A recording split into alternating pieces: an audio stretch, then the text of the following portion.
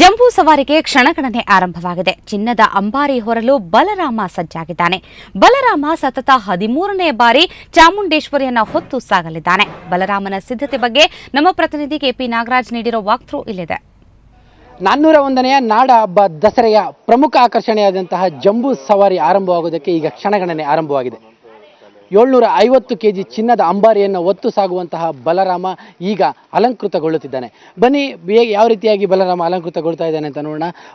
ಈಗ ಬಲರಾಮನ ಸೊಂಡಿಲು, ಬಲರಾಮನ ಕಾಲು, ಈಗ ಒಟ್ಟಾರೆಯಾಗಿ ಬಲರಾಮನ ಇಡಿಯಾಗಿ ಬಲರಾಮನಿಗೆ ಅಲಂಕಾರವನ್ನು ಮಾಡಲಾಗ್ತಾ ಇದೆ. ಇಲ್ಲಿ ನೀವು ವೀಕ್ಷಿಸಬಹುದು.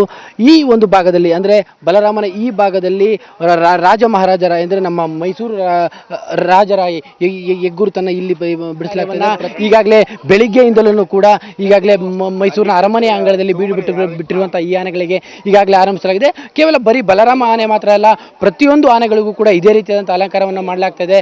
ಬನ್ನಿ ಯಾವ ರೀತಿಯಾಗಿ ಅಲಂಕಾರ ಮಾಡ್ತಾರೆ, ಯಾವ ಅಲಂಕಾರ ಮಾಡ್ತಾ ಇದ್ದಾರೆ ಅಂತ ಅಲಂಕಾರ ಮಾಡ್ತಾ ಇರೋರನ್ನ ಕೇಳ್ಕೊಳ್ಳೋಣ.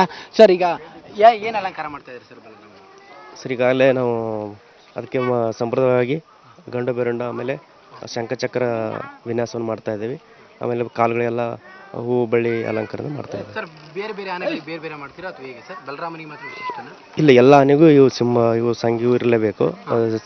ಗಂಡು ಬೆರಂಡ ಆಮೇಲೆ ಶಂಖಚಕ್ರ, ಆಮೇಲೆ ಇವು ಸ್ವಲ್ಪ ಏನಾರ ಇದಾಗಿರ್ಬೋದು ವಿನ್ಯಾಸದಲ್ಲಿ, ಅದರಲ್ಲಿ ವಿನ್ಯಾಸ ಜಾಸ್ತಿ ಮಾಡ್ತೀವಿ. ಯಾವಾಗಿಂದ ಸ್ಟಾರ್ಟ್ ಮಾಡಿದ್ವಿ ಸರ್? ನಿನ್ನೆ ಸಂಜೆಯಿಂದ ಸ್ಟಾರ್ಟ್ ಮಾಡಿದ್ವಿ. ಅಂದರೆ ಒಂದು ಆನೆ ಅಲಂಕಾರ ಮಾಡೋಕ್ಕೆ ಎಷ್ಟು ತಗೋತೀರಾ ಸರ್ ಟೈಮ್?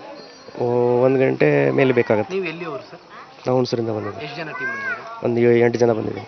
ಈ ಬಲರಾಮ ಆನೆಗೆ ರಾಮ್ ಬ್ಲಾಕ್ ಮೊದಲು ಹಚ್ತೀವಿ, ಹಚ್ಚಿ ಆದ್ಮೇಲೆ ಇದ್ರ ಈ ಬಣ್ಣಗಳೆಲ್ಲ ಹೊಡಿತಾರೆ. ಅಂದ್ರೆ ಇದೆಲ್ಲದೂ ಕೂಡ ಬೇರೆ ಬಣ್ಣ ಅಂತೀರಾ?